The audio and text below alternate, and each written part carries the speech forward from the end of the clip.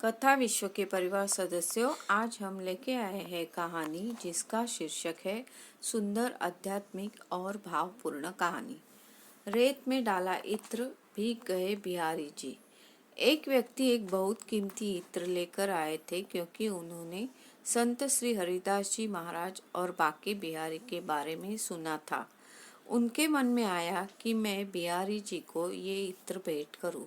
इस इत्र की खासियत ये होती है कि अगर बोतल को उल्टा कर देंगे तो भी इत्र धीरे धीरे गिरेगा और इसकी खुशबू बहुत ही अच्छी थी। ये व्यक्ति वृंदावन पहुंचा। उस समय संत जी एक भाव में डूबे थे। संत देखते ही राधा कृष्ण दोनों होली खेल रहे थे।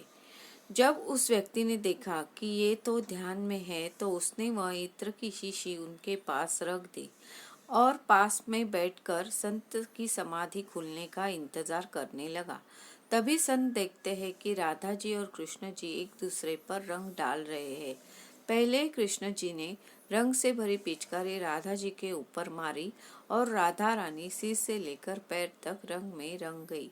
जब राधा जी रंग डालने लगी तो उनकी कमोरी खाली थी। संत को लगा कि राधा जी तो रंग डाल ही नहीं पा रही है क्योंकि उनका रंग खत्म हो गया है। तभी तुरंत वह इत्र की शीशी खोली और राधा जी की कमोरी में डाल दी और तुरंत राधा जी ने कृष्ण जी पर रंग डाल दिया। हरिदास जी ने सांसारिक दृष्टि में वो इत्र भले ही रेत में डाला, लेकिन आध्यात्मिक दृष्टि में वो राधा रानी की कमोरी में पड़ा। उस भक्त ने देखा कि इन संत ने सारा इत्र जमीन पर गिरा दिया।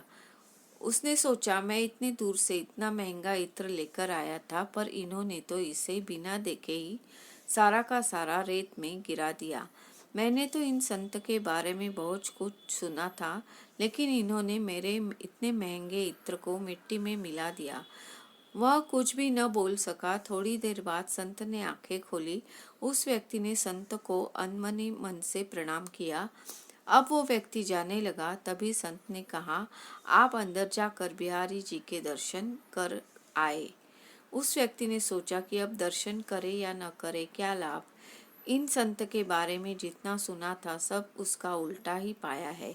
फिर भी चलो चले समय दर्शन कर लेता हूँ। ऐसे क्या पता अब कभी आना हो या ना हो। ऐसे सोचकर वह व्यक्ति बाकी बिहारी के मंदिर में अंदर गया तो क्या देखता है कि सारी मंदिर में वही इत्र महक रहा है। और जब उसने बिहारी जी को देखा तो उसे बहुत बड़ा आश्चर्य हुआ। बिहारी जी सिर से लेकर पैर तक इत्र में नहाते हुए दिखे। उसकी आंखों से प्रेम के आंसू बहने लगे और वह सारी लीला समझ गया।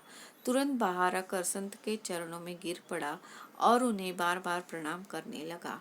कहता है, संत जी मुझे माफ कर दीजिए, मैंने आप पर विश्वास नहीं दिखाया।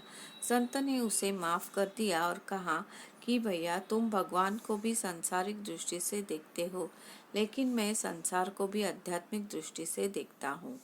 दोस्तों, कैसी लगी ये कहानी हमें कमेंट करके बताएं और चैनल को सब्सक्राइब करें। घंटी का बटन ज़रूर दबाएं ताकि ऐसी ही मज़ेदार संदेश आप तक पहुंच सके। धन्यवाद।